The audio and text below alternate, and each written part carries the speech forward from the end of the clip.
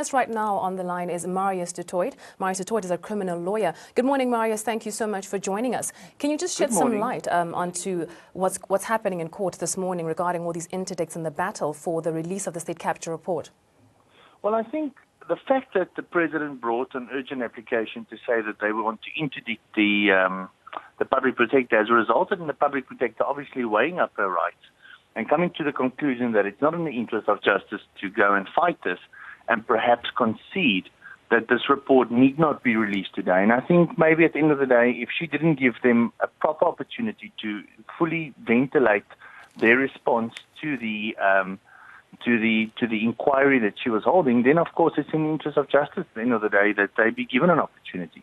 And if there's witnesses that must be questioned, then of course they must be given such an opportunity as well. So I think at the end of the day, if she concedes this, it means that she basically agrees that I've not given them enough time to respond, and hence I will now give them an opportunity. I will vacate my office, but my incumbent public protector will pursue this matter further. Well, Marius, considering that more time is required for this report, I mean, if more witnesses are brought forward, if people are allowed to respond to accusations against them, does this then mean that the report that is signed and finalized today should be updated in light of new information, perhaps from the witnesses or responses from those that are actually being implicated? Well, I think that any conclusions that she wanted to draw from the information she had thus far could obviously not be drawn based on the fact that she hasn't heard both sides of the story.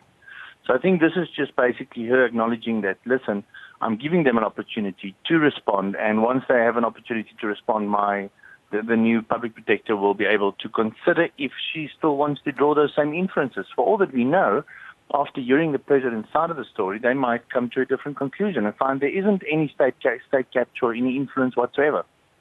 But Marius, it is said that there will be an order to preserve the current report as it is, and for this current report to be released at a later date, of course, once another order for it to be released is issued. What if the new public protector finds that there are some changes or adjustments to inferences that she would like to make? Would the original report be released in addition to the new report, or how does it actually work?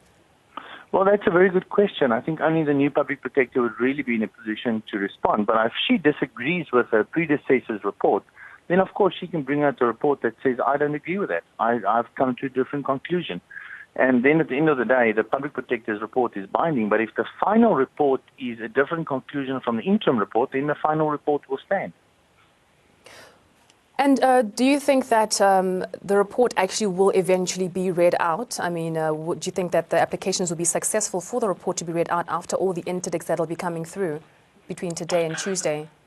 I think in some form or another, the final report might be made available. The interim report might be made available. But I do believe that if the new public protector comes to a completely different inference or different conclusion, we might never see the full nature of this report, because that's what it is. It has been an interim report. And if the new public protector has a different take on it, then of course that should be the port of call.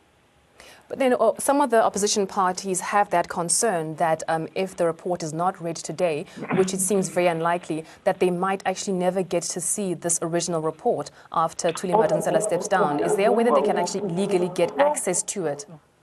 That might be a fear from all the opposition parties, but let's remember, the opposition parties voted for this new public protector. So how can they, in the same token, say that we do not support her fully?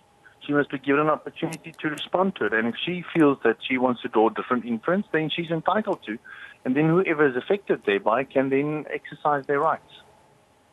Well, thank you very much. That's Marius Du Toit, a criminal lawyer, just shedding some light on his perspective on the report and whether or not it'll be released. Well, Peter joins us